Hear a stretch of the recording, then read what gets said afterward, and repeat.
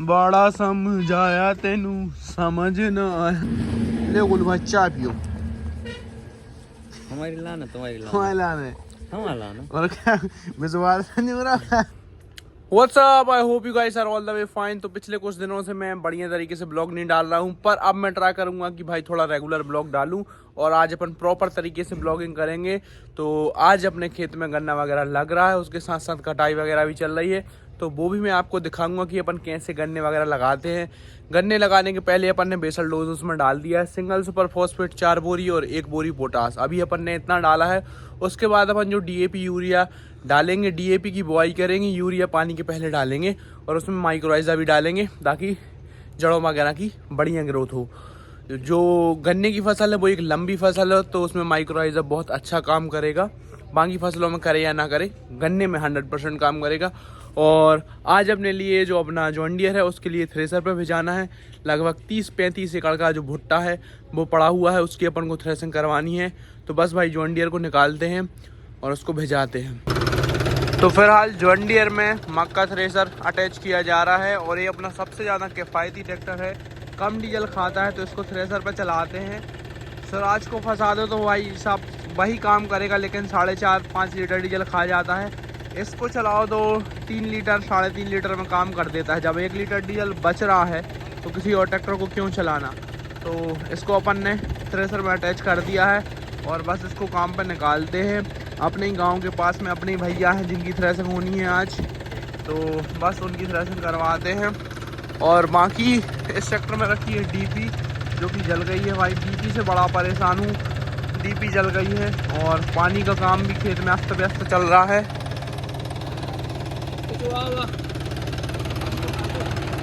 क्या करना है बताइए।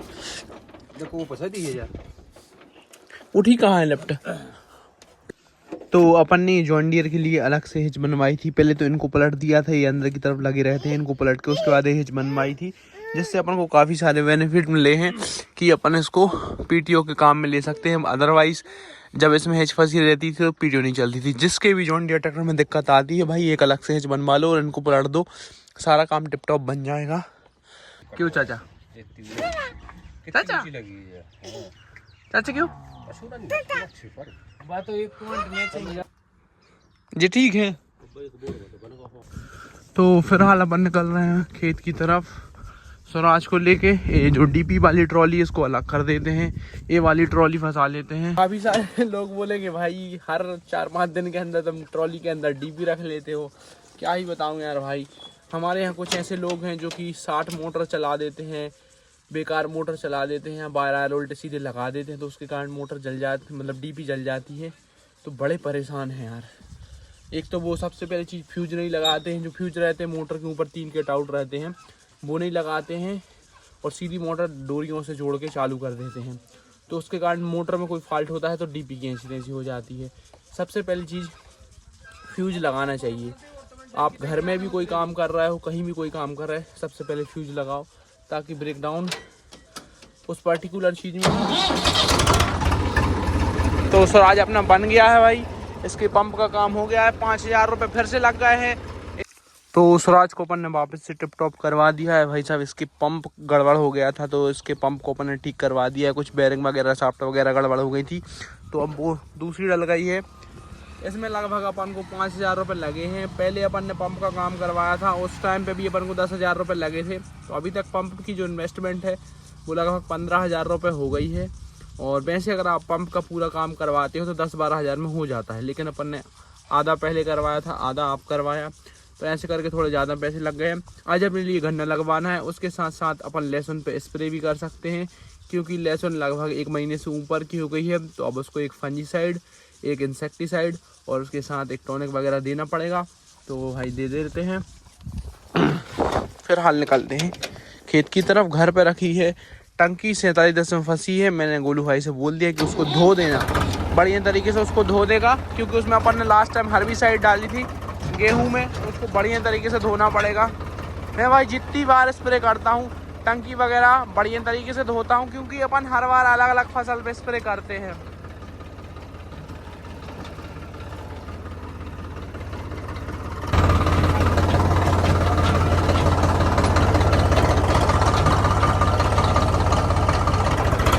लुक एट दिस मैसिव गाय। हाथी महाराज के दर्शन होंगे भाई आज तो, वैसे दिन अच्छा जाएगा।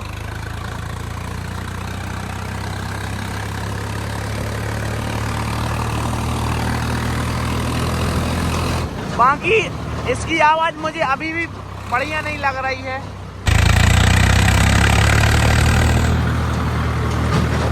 तो खेत पहुंच गए हैं, लेबर्स को आने में थोड़ा सा टाइम है। ये देखो भाई साहब अपना इतना गन्ना कट गया है जो कि बीज बीज के लिए कटा है। और मैं आपको पहले GW 513 की कंडीशन दिखाता हूँ कि कैसी क्या कंडीशन है। अभी सिर्फ इस पे मतलब एक भी पानी नहीं हुआ है, कुछ नहीं हुआ है ना, अपन ने अभी इसको कुछ खाद दिया है ना कुछ भी नहीं दिया है। बस आप इसकी ग्रोथ चेक करो।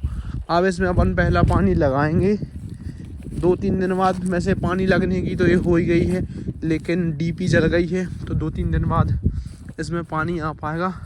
बाकी आप ग्रोथ देख पा रहे हो कि ऐसी ग्रोथ है, 3-3 कल्ले निकल आए हैं इनमें। और till the date everything looks healthy. इसमें मुझे किसी भी चीज़ की डिफिशियंसी नहीं दिख रही है। अगर आपको खेत में डिफिशियंसी देखनी है तो आपको अपने खेत में एक आध मक्के का पौधा मिल जाए तो बहुत बढ़िया रहता है। अगर यहाँ पे कहीं पे अपन को मक्के का पौधा मिल जाए तो आप मक्के के पौधे को जब ध्यान से देखोगे, अगर उसके बीच में पीलापन है तो मतलब नाइट्रोजन की कमी है। मैं यहाँ पे एक चार्ट भी लगा दूंगा, वो चार्ट आप देख लेना। बीच में पीलापन है तो नाइट्रोजन की कमी है। बाजू में जलन जैसी हो गई, जैसे बाजू से पत्ता जल गया हो, तो पोटास की कमी है। और अगर वो बैंगनी हो जा रहा है तो मतलब फॉस्फोरस की कमी है। पूरा बैंगनी हो गया पत्ता तो मतलब ज़्यादा पानी भर दिया आपने, तो ऐसा कुछ सिस्टम है। और अगर उसमें लाइनें दिख रही हैं तो मतलब मैग्नीशियम की कमी है। अभी मुझे इस फसल में कोई भी कमी नहीं दिखाई दे रही। जैसे ये देखो मुझे ये मिल गए, ये देख सकते हो। अब आप बोलोगे किस चीज़ की डिफिशियंसी है, तो ये भाई साहब फॉस्फोरस की डिफिशियंसी है। ये पौधा बता रहा है कि आपके खेत में फॉस्फोरस की कमी है। फॉस्फोरस के लिए अब कोई DAP डालने की ज़रूरत नहीं है। अब अगर आपको फॉस्फोरस देनी है तो अब आप सिर्फ स्प्रे के माध्यम से फॉस्फोरस दे सकते हो, और वो भी 05234 का स्प्रे करेंगे अपन। और ये जो आपको कुछ पैचेस दिख रहे हैं, इसको अपन जिंक डिफिशियंसी भी कह सकते हैं। देखो उधर इधर पीले पीले से। और अगर आपको पता करना है कि भाई मेरे पौधे में नाइट्रोजन डिफिशियंसी है, जिंक डिफिशियंसी है, अगर आपके पौधे में नाइट्रोजन की कमी होगी तो ये जो नीचे के पत्ते हैं देखो सूखते हुए आपको दिखाई दे रहे हैं। इधर देखो आप, ये पत्ता नीचे का सूख रहा है, मतलब कि इसके अंदर नाइट्रोजन की कमी है। अगर पत्ता ऊपर से पीला पड़ रहा है तो मतलब जिंक की कमी है। तो ऐसा कुछ सिस्टम है। और कुछ कंपैक्शन के कारण भी हो जाते हैं, जहाँ से आप ज़्यादा ट्रैक्टर वगैरह निकालते रहे हो बारिश के टाइम पे, वहाँ पे ज़्यादा कंपैक्शन हो जाता है, तो उसके कारण भी रूट ग्रोथ अच्छी नहीं हो पाती, तो भी पीलापन आता है। ज़्यादा पानी भरने से भी पीलापन आता है, ज़्यादा यूरिया डालने से भी पीलापन आता है, ज़्यादा तेज दवाई का स्प्रे हो जाए तो भी पीलापन आता है।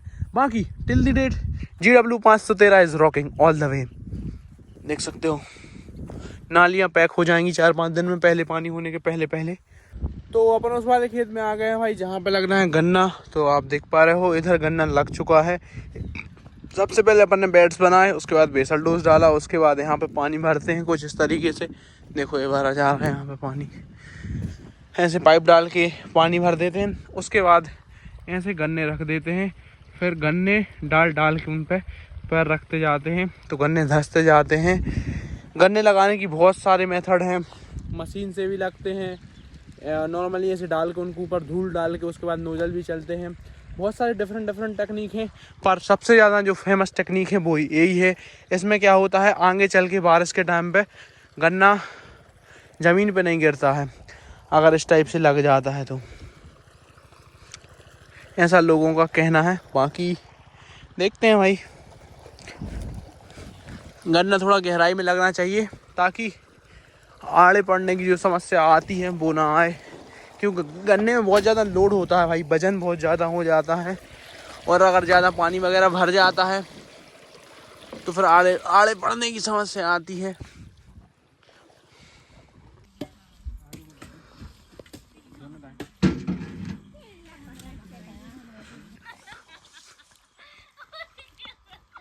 खाओ जल्दी। पूरी खा पूरी, पूरी खा पूरी, पूरी खा जल्दी। ले नमक ले ले ले।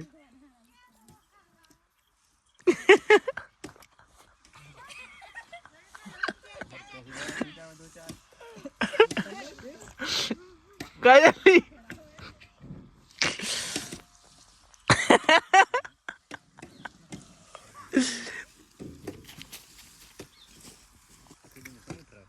इन्हें नहीं उठाओ, नमक चाहे।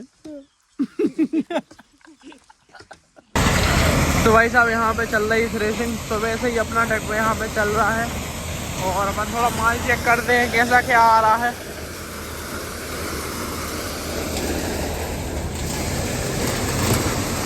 वैरायटी 91-26 है, माल बढ़िया आ रहा है, साफ आ रहा है, बहुत ज़्यादा गीला है, लगभग 17-18 मॉइस्चर होगा,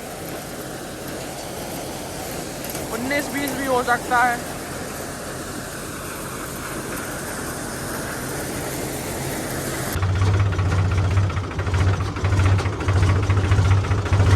काय बार ट्राली चली गई डीपी बारी।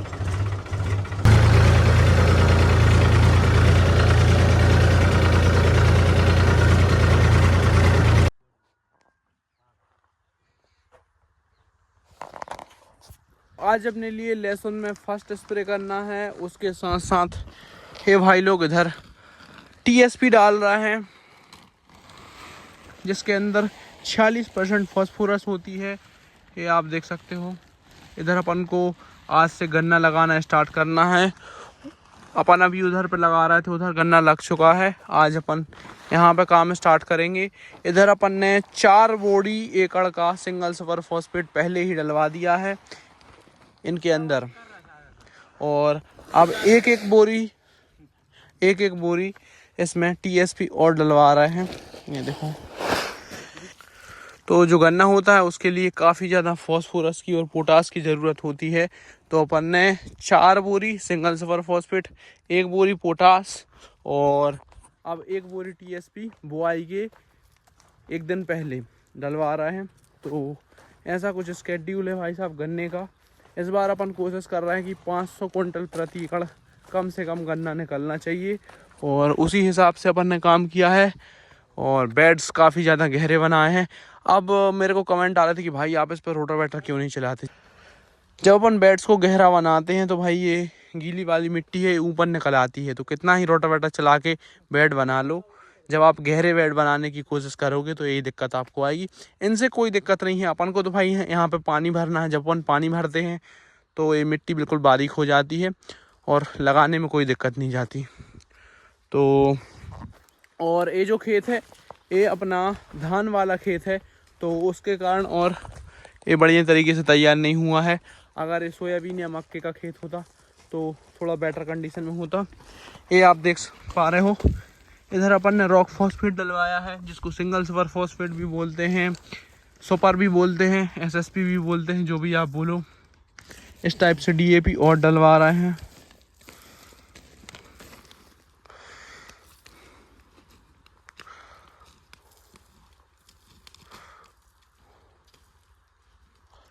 और अब अपन चलते हैं, टंकी वगैरह भरते हैं और लहसुन पे स्प्रे स्टार्ट करते हैं। लेकिन उससे पहले आप जो अपन ने गेहूं में कचड़े की दवाई डाली थी, जो कि ओसवाल कंपनी की संदेश थी, जिसके अंदर क्लोरीनाफॉप 15% रहता है और मेथसल्फुरान 1% रहता है, उसके रिजल्ट आप देख लो।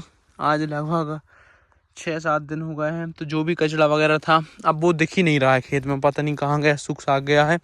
जो थोड़ा बहुत दिख रहा है मक्के पे भी उसका रिजल्ट आया है। ये आप देखो, मक्के के पौधे की भी बिल्कुल ग्रोथ ख़त्म हो गई है, बैठ सा गया है। और सरसों की कंडीशन आप चेक करो, सरसों का भी काम तमाम कर दिया है। और इस कचड़े में थोड़ा कम कंट्रोल दिख रहा है, ये थोड़ा हेल्दी लग रहा है मेरे को, पर नहीं, सड़ सा गया है अंदर से। और गेहूं पे झटके की बात की जाए तो भाई मुझे तो कोई ख़ास झटका नहीं लग रहा है।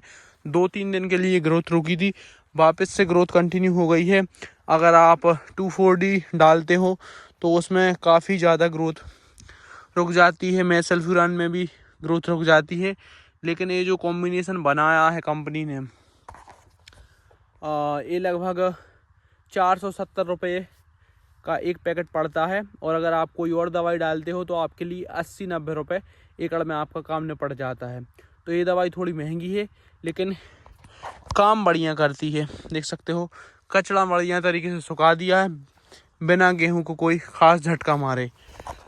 अपन ने इसका जो कंपनी रिकमेंडेड डोज है उससे थोड़ा कम दिया है कि भाई कचड़ा भले ही बहुत अच्छे से ख़त्म ना हो लेकिन गेहूं पे ज़्यादा झटका ना आए, कचड़ा डाउन हो जाए, गेहूं ऊपर निकल जाए, दैट्स इट। और अब भाई चलते हैं। अब आप पूछोगे कि लहसुन पे क्या डाल रहे हो। लहसुन पे कोई बहुत ज़्यादा स्पेसिफिक चीज़ नहीं डाल रहे हैं। लहसुन में अपन एक फंजीसाइड डाल रहे हैं और एक इंसेक्टिसाइड डाल रहे हैं और एक उसके अंदर टॉनिक डाल रहे हैं। इसके बाद अपन उसमें जब खाद देंगे तो खाद में अपन उसको सारी चीज़ें देने वाले हैं। खाद में अपन यूरिया देंगे, सल्फर देंगे, मैग्नीशियम देंगे, इतनी चीज़ें अपन उसमें तीसरे पानी में देंगे। 2 पानी उसमें हो चुके हैं, तीसरे पानी में अपन ये सब खाद मिक्स करके उस पर डालेंगे। जिंक अपन 33% वाला डालेंगे जो कि जिंक सल्फेट मोनोहाइड्रेट नाम से आता है। मैग्नीशियम सल्फेट डालेंगे और यूरिया डालेंगे और क्या डालेंगे। और जब डालूंगा आपको दिखाऊंगा। और चने में भी भाई पानी स्टार्ट करवाना है क्योंकि चना लगभग 30 दिन का हो चुका है। तो 30-35 दिन में अपन चने में पहला पानी लगा देते हैं। बहुत ज़्यादा जल्दी नहीं लगाते हैं, 30-35 दिन पे पानी लगाते हैं। उसमें भी अपन यूरिया देंगे लगभग 20 किलो यूरिया, 25 किलो यूरिया में अपन फंगीसाइड करेंगे क्योंकि जो चना है थोड़ा सूखने की दिक्कत आ रही है। तो यूरिया को फंगीसाइड कार्बनडाजिम को जिप से कोट करके उसके अंदर थाइमेथाक्सम भी मिला सकते हैं। तो यूरिया को कोट करके और ह्यूमिक एसिड मिक्स करके या फिर इक्कू मिक्स करके उसको दे देंगे। बाकी गेहूं की जो वैरायटी आप सामने देख पा रहे हो ये है पूसा तेजस, जो कि अभी तक बहुत बढ़िया ग्रोथ में चल रही है। एक्चुअली क्या होता है कि मैं सुबह तो बढ़िया ब्लॉग बनाना स्टार्ट करता हूं पर शाम तक मेरा ब्लॉग बनाने का भूत उतर जाता है, मैं भूल जाता हूं। तो लहसुन की कंडीशन आप देख पा रहे हो, कुछ इस टाइप की कंडीशन है। और सबसे पहले अपन इसमें थ्रिप्स चेक करते हैं कि भाई थ्रिप्स है या नहीं। वैसे थ्रिप्स इसमें है नहीं लेकिन अपन स्प्रे इसलिए कर रहे हैं ताकि थ्रिप्स इस पर हावी ना हो पाए, क्योंकि थ्रिप्स एक बार हावी होता है तो वो पूरे सीजन बस नहीं जाता है। तो इस पर स्प्रे करवाते हैं। सबसे पहली चीज़ अपन डालेंगे प्रोफेनोफॉस और साइपरमेथ्रिन और उसके बाद अपन उसमें थाइमेथाक्सम भी मिक्स करेंगे। तो इंसेक्टिसाइड में अपन ये डालने वाले हैं और फंजीसाइड में अपन कार्बनडाजिम मैनकोजेब और थाइपोनेट मिथाइल, ये 3 चीज़ें डालने वाले हैं। और टॉनिक में मेरा पसंदीदा टॉनिक गर्डा कंपनी का चमकीला। टॉनिक तो काफ़ी सारे हैं लेकिन मुझे जो सबसे बढ़िया लगता है वो गर्डा कंपनी का चमकीला लगता है। तो बस उसका स्प्रे करवाते हैं भाई इस पर। और पानी वगैरह अपन ने भर लिया है। हाँ भाई दांत मार से नहीं बता रहे यहाँ तक कैसा हो रहा है ये डुबुच की तरह।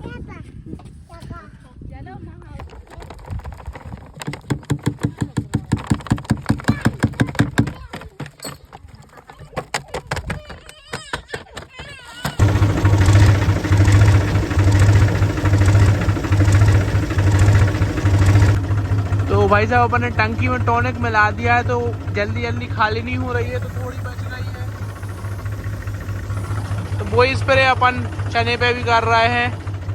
चने को फंगीसाइड, इंसेक्टिसाइड और टॉनिक चाहिए ही था लेकिन अपन पानी के बाद देते, पर बच गया है तो भाई दे ही देते हैं। तो गेहूं की बोनी करे अपन को लगभग 26 दिन हो गए हैं और अभी तक अपन ने इसमें पानी नहीं दिया है। पानी ना दे पाने के पीछे कारण है डीपी चल गई भाई, अपनी 2 डीपी चल गई हैं। अपन बहुत ज़्यादा परेशान है। एक वहाँ की डीपी चल गई है और एक वहाँ की चल गई है। तो अब दोनों को भेजाया है खोल के अपन ने। जब वो डीपी आएंगी तब जाके पानी हो पाएगा। आज से 4 दिन पहले यहाँ पे लगभग 23-24 दिन पे पानी चालू हो जाना था लेकिन मुझे लग रहा है कि 28-30 दिन पे पानी स्टार्ट होगा। उत्पादन पे डेफिनेटली फ़र्क पड़ेगा, कम होगा उत्पादन। चलो पर क्या ही कर सकते हैं, जल्दी से जल्दी डीपी लाने का ट्राई कर रहे हैं। तो चने में इंसेक्टिसाइड के बाद अपन डाल रहे हैं गेहूं में कचड़े की दवाई। जैसा कि आपको पता है अपन यही दवाई डालते हैं, तो बस भाई इसी को डालते हैं। जहाँ जहाँ पे पानी होता जा रहा है वहाँ वहाँ पे अपन दवाई डालते जा रहे हैं। उसके पीछे से आप पहले भी दवाई डाल सकते हो, लेकिन जहाँ पानी हो जाता है वहाँ पे बहुत अच्छे तरीके से दवाई काम करती है। अब आप पे डिपेंड करता है आपको अच्छे से दवाई से काम करवाना है या फिर बस काम करवाना है। निचोदे, अच्छा निचोदे palm oil half has been started और अपन डाल रहे हैं दवाई। कुछ लोग पूछ रहे थे भाई मक्के पे भी काम करती है क्या ये दवाई? मक्के पे भाई काम तो करती है, इसकी ग्रोथ ख़त्म कर देती है, लेकिन पूरी तरीके से मारती नहीं है, ऐसी कुछ बात है।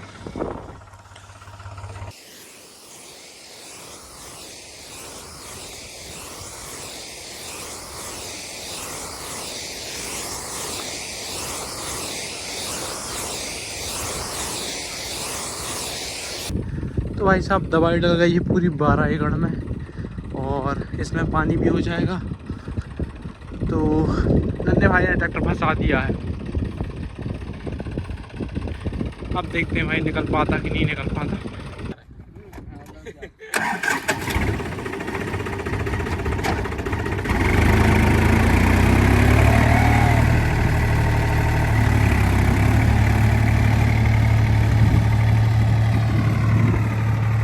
तो भाई साहब आज लेबर्स की छुट्टी भी हो गई है, अपन भी निकल रहे हैं घर की तरफ। दवाई अपन ने डाल दी है और चलते हैं घर की तरफ। Bye bye, meet you in the next blog.